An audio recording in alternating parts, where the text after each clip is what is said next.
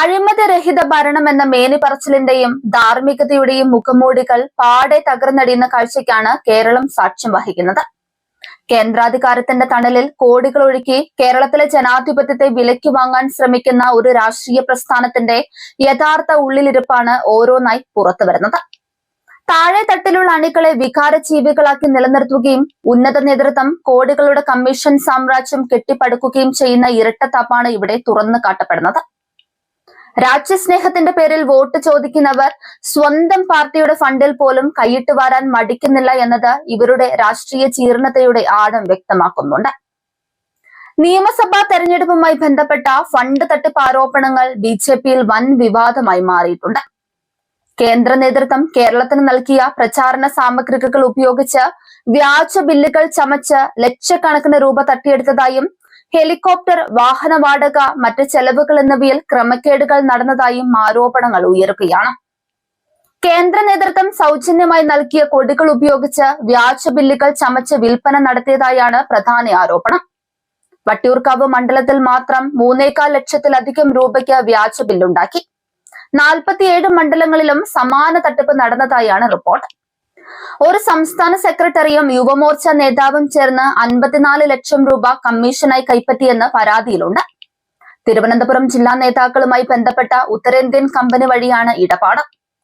Helicopter വാടക ഇനത്തിലും വൻ ക്രമക്കേടാണ് നടന്നത്. 3 ഹെലികോപ്റ്ററുകൾ 136 മണിക്കൂർ പറക്കാനുള്ള കരാറാണ് ഉണ്ടാക്കിയത്. യഥാർത്ഥ ഉപയോഗം 42 മണിക്കൂർ മാത്രവും.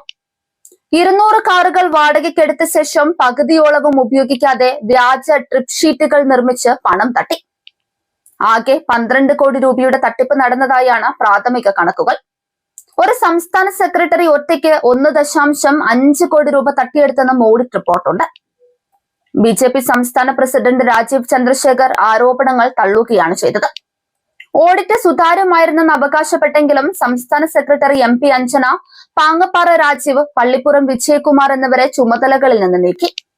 കുമ്മനം രാജശേഖരൻ, E കൃഷ്ണദാസ് എന്നിവരടങ്ങുന്ന അന്വേഷണ സമിതി രൂപീകരിച്ചു. വിവാദം കേരള ബിജെപിയുടെ സംഘടനാ ഘടനയിലെ ദൗർബല്യങ്ങളെ ചൂണ്ടിക്കാട്ടുന്നുണ്ട്. തെരഞ്ഞെടുപ്പ് ഫണ്ടുകൾ കൈകാര്യം ചെയ്യുന്നതിൽ വ്യക്തതയില്ലായ്മ, പ്രാദേശിക നേതാക്കളുടെ സ്വന്തം താൽപര്യങ്ങൾ, കൊട്ടേഷൻ, കമ്മീഷൻ സംസ്കാരം എന്നിവ പ്രശ്നത്തിന് കാരണമായി. കേന്ദ്രം സൗജന്യമായി നൽകിയ വസ്തുക്കൾ പോലും വിൽപ്പനയാക്കി മാറ്റിയത് കടുത്ത അഴിമതിയാണ് ചൂണ്ടിക്കാണിക്കുന്നത്. കേരളത്തിൽ ബിജെപി വളർച്ച തേടുന്ന സമയത്ത് ഈ ആരോപണങ്ങൾ പാർട്ടിയെ ദുർബലപ്പെടുത്തും. എതിരാളികൾ ഇവ ആയുധമാക്കി കഴിഞ്ഞു. സുതാര്യ ഓഡിറ്റിംഗ്, ഡിജിറ്റൽ ഫണ്ട് ട്രാക്കിംഗ് എന്നിവയില്ലാത്ത പാർട്ടി ഘടനകളിലെ പൊതുവായ പ്രശ്നമാണിത്. നേരത്തെ തന്നെ ബിജെപി ഫണ്ട് വെട്ടിക്കുന്നുണ്ടെന്ന ആരോപണം ചിലർ ഉന്നയിച്ചിരുന്നു.